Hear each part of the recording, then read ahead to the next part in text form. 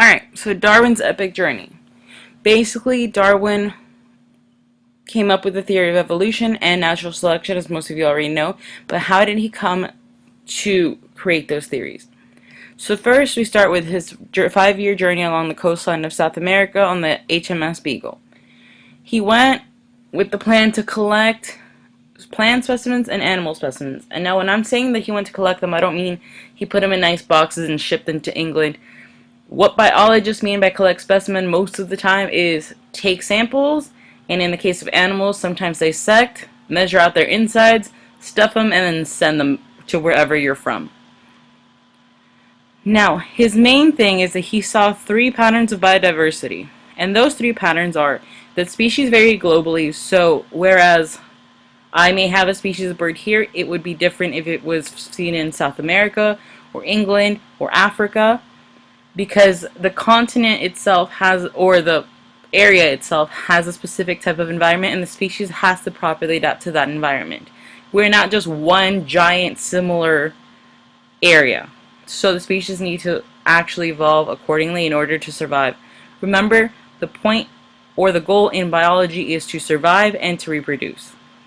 2, species vary locally. For this specific part, I want you guys to think of his finches. Many of you already know what it is, and for those of you who don't worry. We're going to get to it in a second. And 3, species vary over time. In the last lecture, we showed you guys how the fossil records relate to common ancestry with certain species. That's what this means.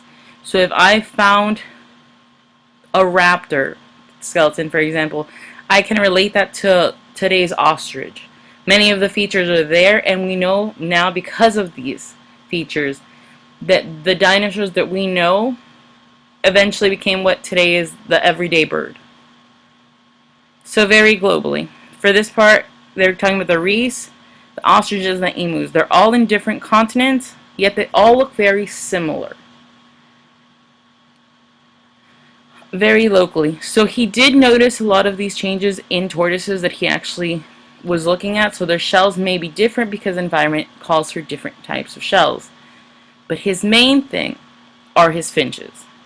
So even though these finches live really close to each other in different islands, because the food source is different, their beak shape is different. The beaks have to adapt in a way that gives them an advantage when it comes to surviving. And then species vary over time. Like I said, we're talking about fossil records.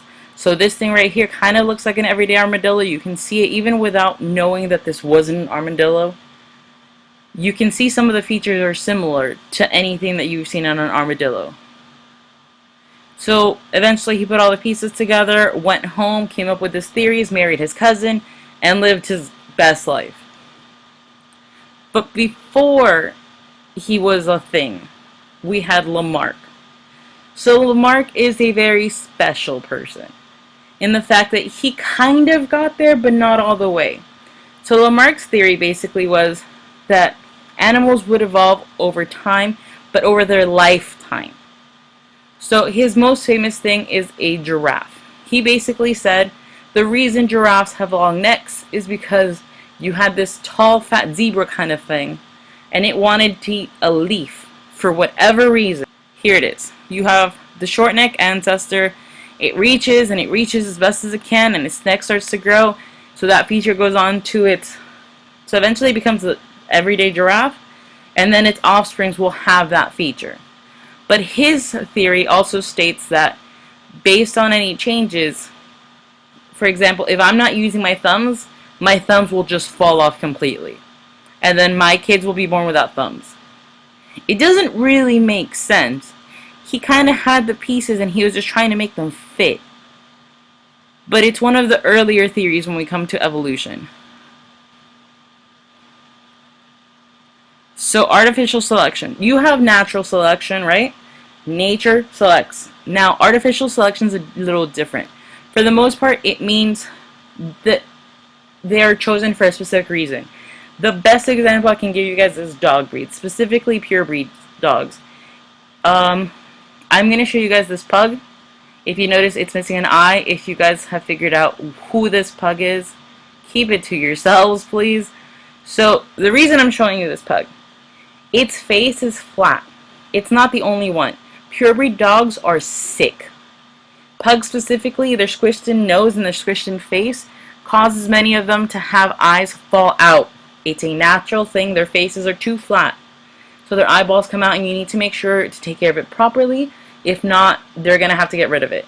Their noses are also smushed out, and depending on where you are, sometimes to stop them from basically suffocating, you need to wet their noses before letting them out, because they are not supposed to be living like this. We've selected certain traits because we thought it was cute, and now a lot of these purebred dogs are suffering. If you guys have purebreds of any kind, odds are they're at a high risk for different things like heart defects, hip dysplasia, spinal cord issues. They get sicker than if you had a mutt. A mutt increases the diversity of certain traits, whereas this, while yes, we are increasing the cute traits that we like, we're also increasing and magnifying the problems that they have, such as short nose that could cause suffocation and an eyeball that comes off. Natural selection. We kind of went over it a little bit. I told you guys the environment demands certain things. So a trait that would help you survive is going to be magnified because that is what nature is calling for. The similar way that we emphasize like the flatness of pugs or the smallness of a chihuahua, nature will specify that certain traits will survive better off than others. Now that doesn't always work out, but for the most part, if your fitness is greatest, you're going to survive. And when I'm talking about fitness, I'm not talking about you win every fight club you're in. I'm talking about you are well adapted to your environment, you can get food, you can get water, you can get shelter, and most importantly, you can reproduce. If you cannot reproduce, your fitness is low.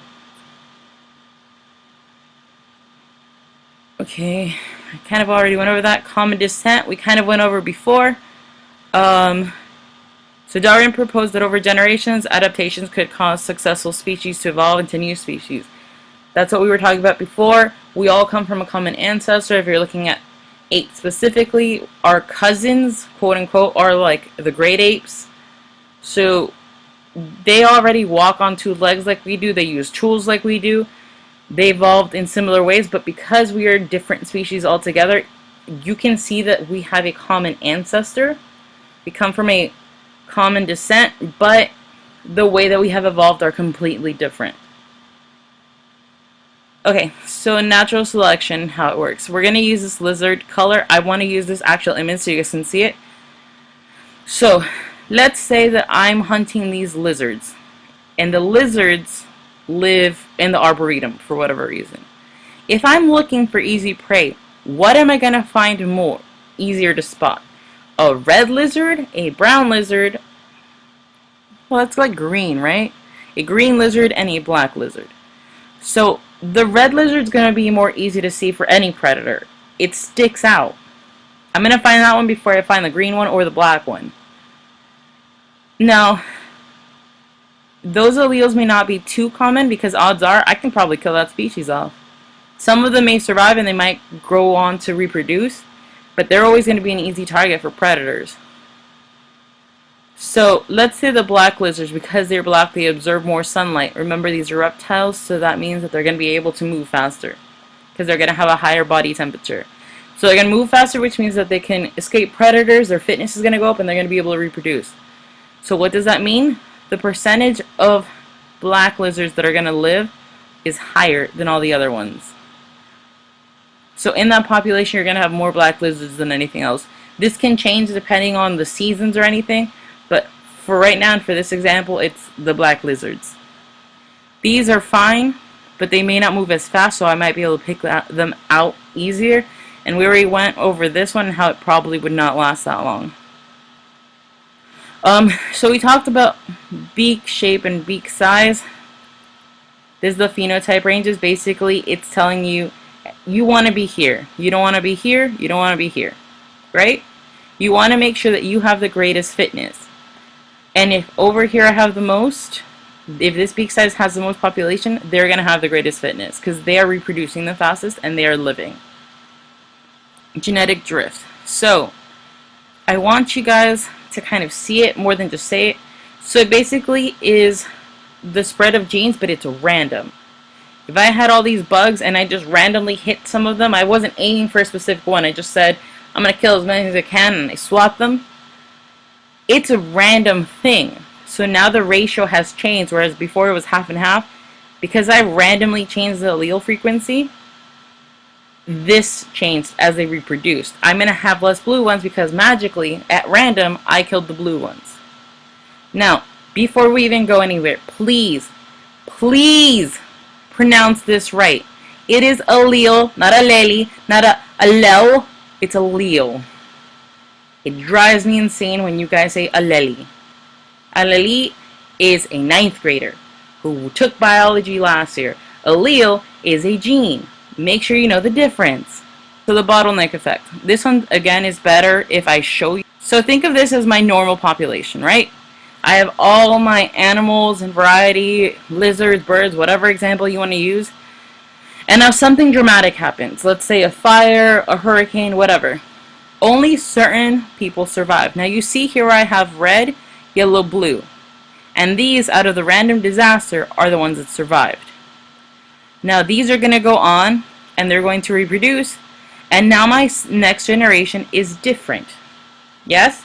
Do you guys see how I no longer have the red? Was it because the red was the weakest? No. By chance, they didn't survive whatever random event happened.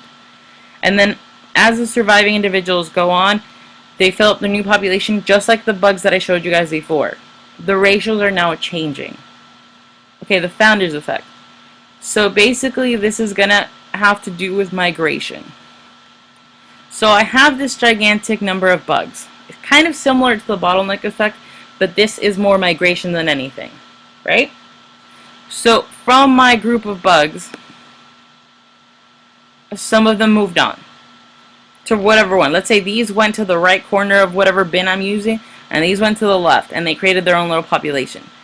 It wasn't because they were besties, they just happened to wander there, and they became the founders of that population. Now the allele frequencies have changed. There is no red ones here, there is no black ones here. It's a random thing that happened because they migrated in different ways. Alright, the Hardy-Weinberg. So Hardy-Weinberg set up 5 conditions in order to maintain genetic equilibrium. First, you have to have a large population. Second, there must be no mutations. Third, there must be random mating. Fourth, there can be no movements in or out, so no immigration, no emigration. And 5, there can be no natural selection. So this is basically just kind of like an equation to help you guys figure out how you'd get genetic equilibrium. But realistically, there's no way you can have no mutations. Mating is never random. The female is always looking for the fittest male. Movement in and out of the population, there's no way you can stop that unless you have them in like a zoo. And no natural selection. Again, it's hard to, I guess, again, if it was in a zoo or in a contained environment, you'd be able to use this. But for the most part, this is just an equation for genetic equilibrium. These conditions are not realistic.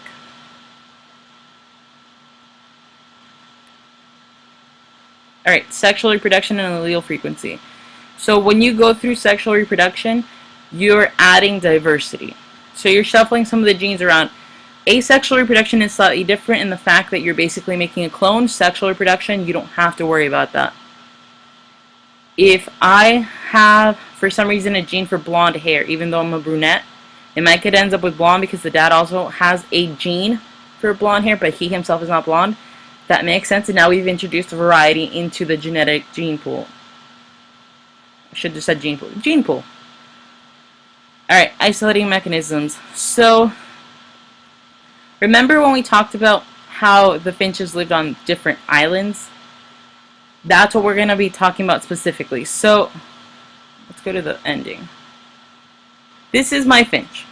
For whatever reason, the wind blew him in a certain direction. Him and his 3 buddies all ended up on a different island. And as time went by, natural selection played a role. And wherever they ended up, their beaks changed. Now, they're still coming from the ancestor finch, the original finches that I had. But over time, they are now different animals. Because the environment has put certain pressures on them, and they had to change who they were. And that's basically what speciation is. Where is it? So you have new species coming from normal species. You're going to end up with a lot of inbreeding, because if you're isolated, remember, you want to introduce variety, but sometimes it's not there. If I had two dogs and they were related, they wouldn't want to mate, but in the lack of mate, because the goal of biology is reproduction, they will mate with any siblings that they have, so long as they get their genes out there. And that's how you're going to end up with a specific population. So for his finches, that's what happened. You got South America, the finches kind of flew out into the Galapagos. They were isolated in different islands, and they started becoming different animals. So here we still have the original finches, but as time passes and certain environmental pressures happen, now this finch is different. And it might go back, and you might have some breeding, and now you have different finches. Alright, that's it, guys.